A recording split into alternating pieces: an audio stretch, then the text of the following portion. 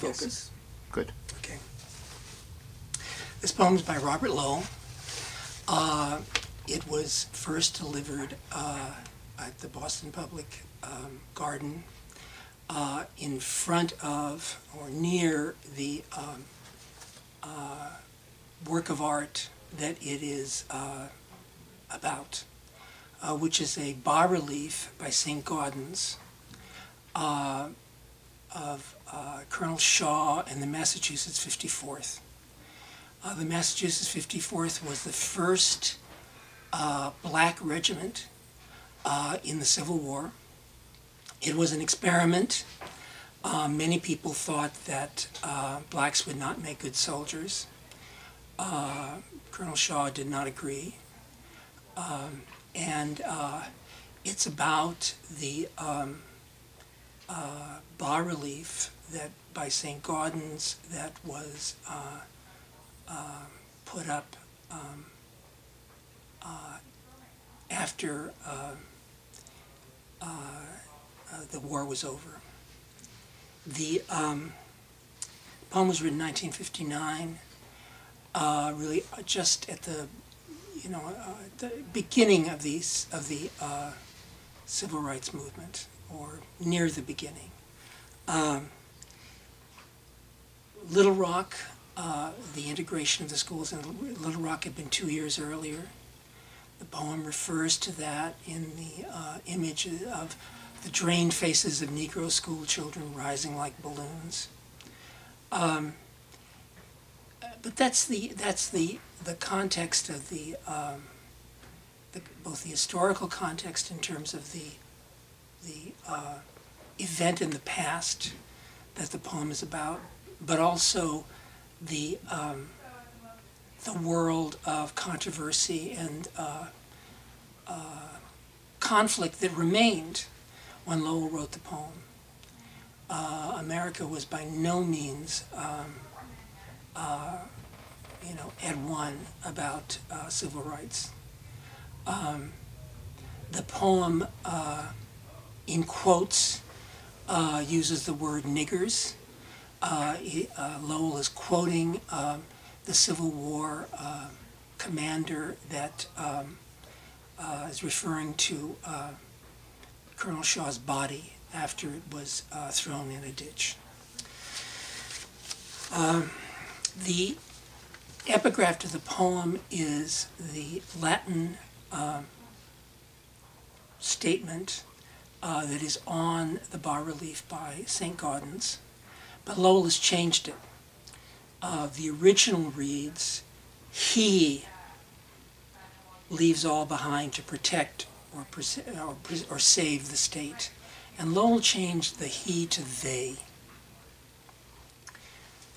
For the Union dead, relinquunt omnia servare rem publicam. The old South Boston Aquarium stands in a Sahara of snow now. The broken windows are boarded. The bronze weather-veined cod has lost half its scales. The airy tanks are dry. Once my nose crawled like a snail on the glass. My hand tingled to burst the bubbles drifting from the noses of the cowed, compliant fish. My hand draws back. I often sigh still for the dark, downward and vegetating kingdom of the fish and reptile. One morning last March, I pressed against the new barbed and galvanized fence on the Boston Common. Behind their caged yellow dinosaur steam shovels were grunting as they cropped up tons of mush and grass to gouge their underworld garage. Parking spaces luxuriate like civic sand piles in the heart of Boston. A girdle of orange Puritan pumpkin-colored girders braces the tingling State House, shaking over the excavations as it faces Colonel Shaw and his bell-cheeked Negro infantry on St. Gaudens' shaking Civil War relief, propped by a planked splint against the garage's earthquake. 2 months after marching through Boston, half the regiment was dead. At the dedication, William James could almost hear the bronze Negroes breathe. Their monument sticks like a fishbone in the city's throat. Its colonel is as lean as a compass needle. He has an angry, wren-like vigilance, a greyhound's gentle tautness. He seems to wince at pleasure and seems to suffocate for privacy. He is out of bounds now. He rejoices in man's lovely, peculiar power to choose life and die. When he leads his black soldiers to death, he cannot bend his back.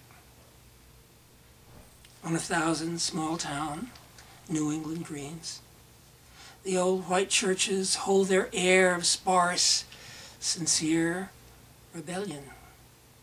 Frayed flags quilt the graveyards of the Grand Army of the Republic. The stone statues of the abstract Union soldier grow slimmer and younger each year. Wasp-waisted, they doze over muskets and muse through their sideburns. Shaw's father wanted no monument except the ditch where his son's body was thrown and lost with his niggers. The ditch is nearer. There are no statues for the last war here. On Boylston Street, a commercial photograph shows Hiroshima boiling over a Mosley safe, the rock of ages that survived the blast. When I crouch to my television set, the drained faces of Negro school children rise like balloons. Colonel Shaw is riding on his bubble. He waits for the blessed break. The aquarium is gone. Everywhere giant finned cars, nose forward like fish. A savage servility slides by on Greece.